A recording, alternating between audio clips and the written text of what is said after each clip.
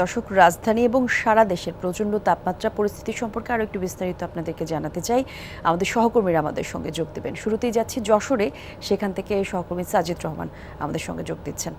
সাজিদ, একটু জানাবেন, গতকাল যশোরের সর্বোচ্চ তাপমাত্রা রেকর্ড করা হয়েছে। আজকে বেলা বাড়ার সাথে সাথে তাপমাত্রার পারদ কেমন দেখছেন, একটু জানাবেন আমাদের। কলি, বলবো কি যে এই মৌসুমের সর্বোচ্চ তাপমাত্রা ছিল গতকাল যশোরে। আর বলবো যে আজ যে গরম, মানে ঘরের বাইরে বের হওয়া যাচ্ছে না, মানুষ বাইরে বের হলেই ঘেমে যাচ্ছে, জামা ভিজে যাচ্ছে। তবে মানুষ যেহেতু গরম পড়ছে, সে কারণে মানুষ বাইরে বের হয়েছেন যে সকাল সকাল কাজ করে তারা চলে যাবেন।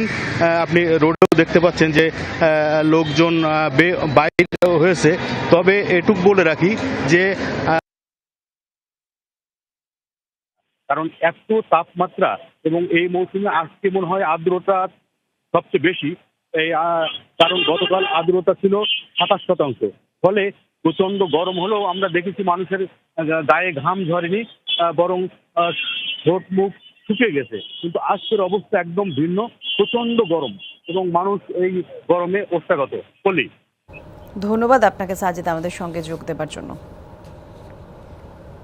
দর্শক, এ পর্যায়ে ফিরব রাজধানীতে।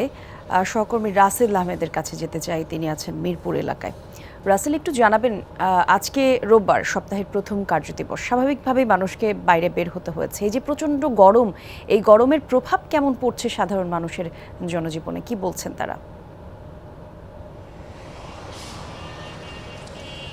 হ্যাঁ কলি, প্রভাব আসলেই পড়েছে। যেমন আমি আপনার সাথে লাইভের জন্য যে অপেক্ষা করছিলাম কথা বলার জন্য, সেই সময়টাতেও আসলে দাঁড়াতে বেশ খানিকটা কষ্ট হচ্ছিল, কারণ একেবারে ঠিক চেহারার উপরে সূর্যের যেই তাপটি পড়ছে সেটি আসলে আমি নিজে অনুভব করতে পারছি। রাজধানীর সাধারণ মানুষের ক্ষেত্রেও যেটি দেখা গেছে, আমার কাছে যেটি মনে হয়েছে, একটি ব্যস্ততম দিনের যেটি অর্থাৎ সপ্তাহের একটি কর্মদিবসের শুরু, সেই তুলনায় যতটা মানুষের অন্যান্য দিনে দেখা যায় ততটা মানুষের ভিড়ভাট্টা রাস্তাঘাটে তুলনামূলকভাবে কম দেখা গেছে। হতে পারে এমনটি যে যাদের অতি জরুরি কাজ ছাড়া কেউ হয়তো বাইরে খুব একটা বেরোচ্ছেন না। আবার যারা বের হচ্ছেন বা বের হয়েছেন, যেমন কিছুক্ষণ আগে হয়তো আপনিও দেখেছেন একজন গেছেন রিক্সা করে, আমিও দেখেছি যারা উল্টো দিক থেকে রিক্সা করে আসছেন।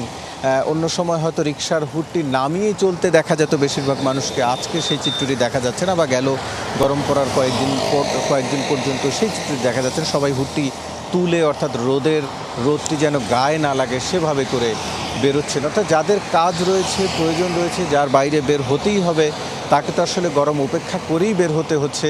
কিন্তু এই তীব্রতাটি তাদের খুব ভোগাচ্ছে এবং খুব পোড়াচ্ছে, সেটি কখনো কখনো অসহ্যকর হয়ে যাচ্ছে।